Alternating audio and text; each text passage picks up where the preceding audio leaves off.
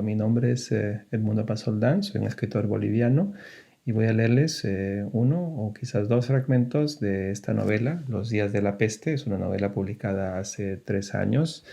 Es una novela sobre la historia de la llegada de un virus, la aparición de un virus, el virus de un murciélago en una cárcel, una plaga que llega a una cárcel llamada La Casona, en un pueblo, Los Confines, un pueblo, un país latinoamericano X. Y es la historia de cómo diversas personas en torno a esta cárcel, ¿no? La doctora, el gobernador, los guardias, los prisioneros, tratan de enfrentarse, de dar cuenta de este virus, de esta plaga, una plaga que no saben muy bien qué es lo que está pasando.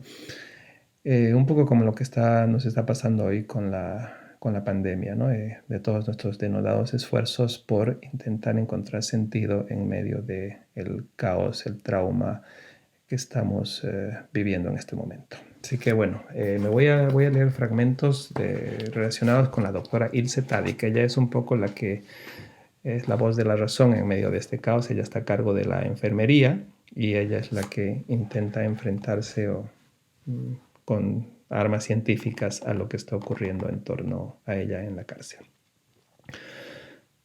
La doctora estaba de turno esa noche. El forense se había ido a casa agotado después de lidiar con prisioneros con accesos febriles. Leía el parte de enfermos en su oficina. Revisó nuevamente los resultados de las muestras de sangre de la mujer y la bebé muerta. A la mujer se le había sacado otra muestra. No era malaria, por lo pronto no. Entonces, ella albergaba la esperanza de que una siguiente muestra la revelara. Solía ocurrir. Ojalá lo fuera. Un virus diferente complicaba las cosas. Con la malaria había un orden en la casona. Desolador, pero orden al fin. Y se podía establecer un plan de batalla conocido, un plan como el que habían activado. La mujer, conocida como la paciente 1, no la había pasado bien la noche anterior, y durante el día requirió varias veces la presencia de los médicos. Se quejaba de dolores musculares, orinaba sangre y a ratos deliraba. La temperatura seguía alta. Le habían aparecido puntos rojos en el pecho, posibles síntomas de una hemorragia interna, y la doctora Tardik ordenó que se la monitoreara. Eso le hizo sospechar que quizás no era malaria. La había visto débil y vencida desde el vano de la puerta de su cuarto. Prefirió no acercarse, por si acaso. El protocolo decía que en caso de enfermedad contagiosa había que mantener al menos 2 metros de distancia. ¿Cómo escapaban los líquidos del cuerpo? Todos peligrosos. Había que administrarle fluidos, mantenerla hidratada. Ordenó que fuera trasladada a la sala del cólera para que su aislamiento fuera más riguroso. La doctora estaba agotada y creyó que podía echarse un sueñito. Había días en que no volvía a casa y se quedaba a dormir en su oficina. Tenía mantas sobre el sofá, todo preparado. El forense le reprochaba tanta dedicación y ella no podía convencerlo de que no solo se trataba de eso. Simplemente no tenía a qué volver a casa. No la esperaban ni familia, ni animales o plantas. Sus amoríos nunca llegaban a nada. Se deprimía en esa soledad de cuartos pequeños y al rato ya estaba buscando formas de volver a la enfermería. Se durmió con rapidez en el incómodo sofá de resortes vencidos. Soñó con animalitos tan diminutos que un microscopio óptico normal no podía captarlos. Animalitos invisibles flotando por millones en el mundo, una danza continua.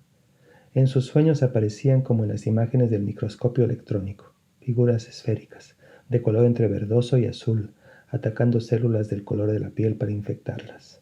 A veces tenían la forma de gusanos relampagueantes, moviéndose de aquí para allá en busca de sus anfitriones para parasitarlos. Despertó con la sospecha de que no era verdad que al principio hubiera sido la célula y luego el virus. Mientras miraba el techo con los ojos entornados, pensó que quizás había sido al revés.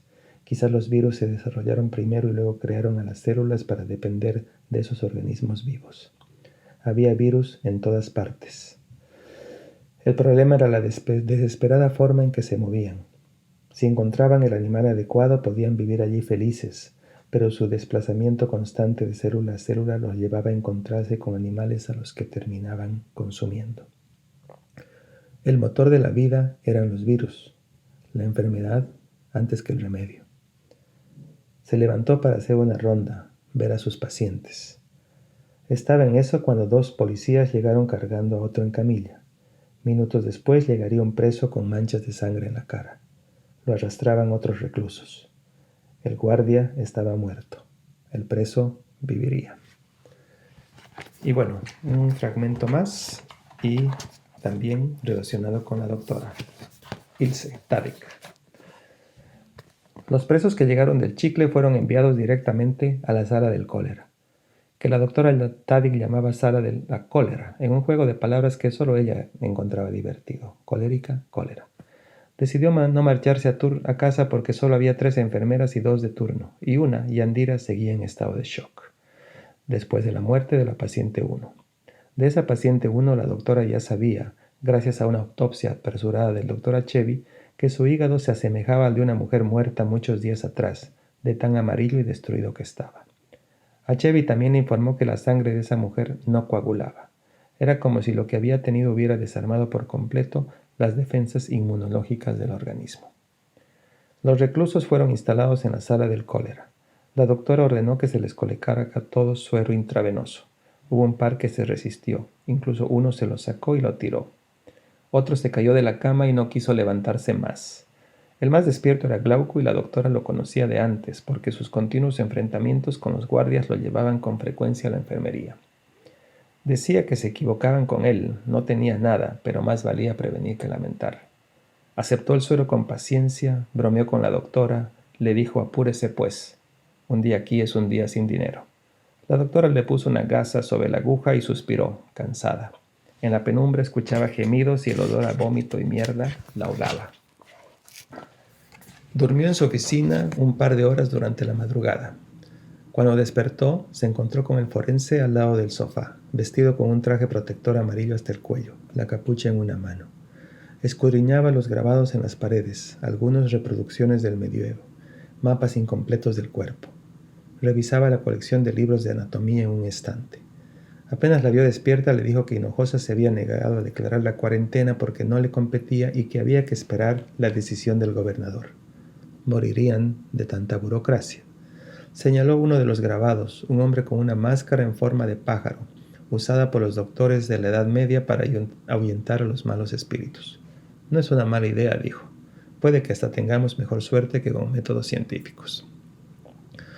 La doctora se restregó los ojos y se incorporó. Bostezó.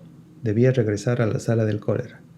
El forense le dijo que se había asomado a la sala y que la fiebre, la diarrea y los vómitos le habían hecho volver a pensar en la malaria, pero que ese irse en sangre de los pacientes lo llevó a concluir que estaban en presencia de otro tipo de virus harto más nefasto. En la fiebre hemorrágica de hace 10 años, los portadores eran ratones, continuó. Pero nada asegura que sean ellos de nuevo. Hay que averiguar quiénes son los portadores. Quizás el esposo de la paciente 1 pueda darnos alguna pista. Y ponerle un nombre, eso tranquiliza. Si lo seguimos llamando virus desconocido, los presos entrarán en pánico y peor si la noticia se extiende por la ciudad. La doctora pensó en lo que les esperaba: atrapar ratas y murciélagos, sacarles muestras, ver qué anidaban. Eso lo harían los técnicos de salud. Lo que a ella le tocaba, aparte de mantener el orden de la enfermería, consistía en ir aislando a los enfermos y rastrear las líneas de contagio para detener el avance del virus lo más pronto posible. Los sucesivos brotes a través de los años, tanto los de pocos muertos como los que afectaban a la población entera de un patio, le habían enseñado que ese era el mejor método. Se necesitaba paciencia para preguntar de uno en uno con quiénes habían estado los infectados y armar árboles de contacto en la computadora, y luego obligar a esas personas a autoaislarse cuando la declaración oficial de cuarentena demoraba en llegar. Esa paciencia tenía su recompensa. Pidió voluntarios entre los presos. Necesitarían ayuda. No tenían suficiente personal para lo que se venía. Muchas gracias.